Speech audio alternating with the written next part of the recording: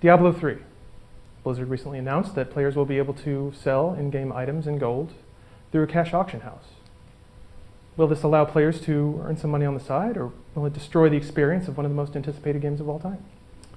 We had a chance to sit down and talk to the money market manager for Machinima Realm, Mr. Grit Goldstein-Blatzenberg, to answer that very question.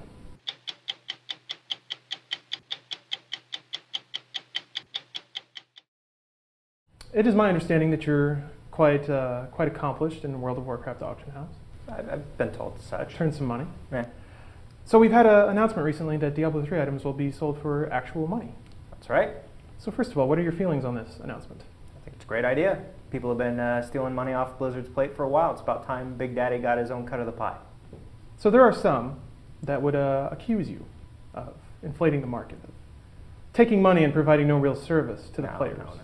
Look, you need people like me on the market, all right? We level supply and demand. Otherwise, you have just Joe Schmo throwing items up willy-nilly with no idea what they are. Essentially, aren't you doing is taking an item, buying it for next to no money, and marking it up for every other player? It's not about buying next to no money. Yeah, we buy things cheap, but that's because we know what the value is, and we help put it back up at the right value. Otherwise, your markets are going to swing up and down. You're not going to even know how much something's worth. Well, let's take this to Diablo 3 for a moment. You'll have a lot of players there who are just trying to scrape together a little money in the auction house. Maybe fund their money. Well, let me finish. Maybe fund their World of Warcraft subscriptions, because as we all know, that's getting more and more difficult as time goes on. So would you have any tips to these players that you seem to have very little respect for and their abilities to manage the economy? Look, I have no respect for somebody who decides to jump into a Shark Tank without learning how to swim first. It takes a very minimal bit of knowledge before you start entering anything in your life. Then why don't you share some of that knowledge with us, or are you afraid of the competition, sir? Look, there's no competition, all right?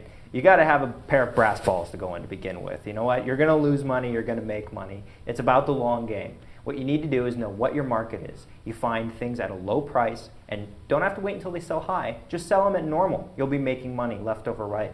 They're making it so anybody can disenchant items, break them down into component parts. You can craft those items into new items. Look for stuff that's undervalued, get some new items, sell what works, break it down. If it doesn't, easy money. Well, maybe that works in World of Warcraft for profiteers like you, but do you think that with Diablo's particular item set, it will work quite the same way? Well, the fact that there's random items instead of like specific craftable items, it's going to give you a little more flex on what your financial flow is going to be. But it doesn't change the fact that there is a very set system in place. You have materials, you have final goods, and that's all you need to sell to the market. What would you say to the accusation that by being that financier, by being that person that takes item A to person B, that you're in fact ruining some of the surprise for person B, that maybe they want to play their game, find items at their own pace, but since you're there flooding the market with your wares, that you're in a way destroying the experience of Diablo? What would you say to that? People can choose not to go. The market's there, it's a choice, it's a free country. All right? If I want to spend some of my time playing the market instead of playing the game, that's part of the game. The market's there for a reason. It's not some sort of elitist gold card members only sort of thing. Everybody has access to it. You want to jump in? It's one giant supermarket. You have one stop to go to for anything that you ever need.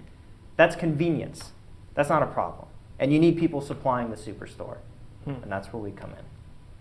Well, why can't normal players supply that superstore all on their own? They can. It's fair play for everybody. Except those that have larger seed money, or perhaps the ability to buy out entire corners of the market at once. Look, everybody starts off on an even playing field. There aren't grants for underprivileged kids that are coming in. People aren't giving donations and funds to start off their business. Everybody's starting from square one, earning every single cent all the way up. If people have money, it's because they earned it. So in World of Warcraft, let's not be naive. Chinese gold farming, it exists. Yeah. And in Diablo 3, that will be legitimized. These players will be given a haven to run amok and destroy the market as they will. How do you feel about competing with those that can run your particular brand of racketeering on a scale you couldn't even imagine? Look, you can hate on Chinese gold farmers. Those are cheap suppliers. You know, there's a reason why that the United States economy is built on goods from China. It's cheap. That's where it comes from. They have time to spend. We're buying their time. Do you want to sit in front of a computer screen for 18 hours a day? No, of course not.